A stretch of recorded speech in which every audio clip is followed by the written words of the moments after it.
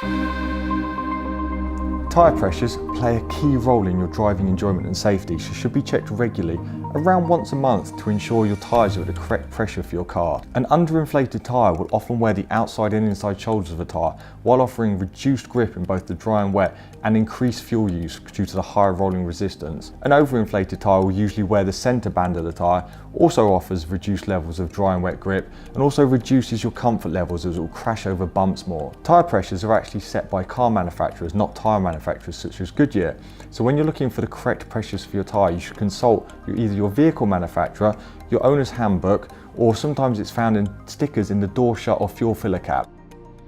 It's also worth noting you'll often find two sets of tyre pressures for your tyre size.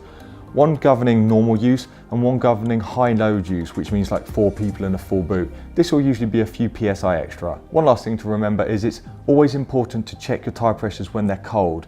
Normally first thing in the morning is ideal when your car hasn't been used for a long time, because warm air expands, giving you false readings.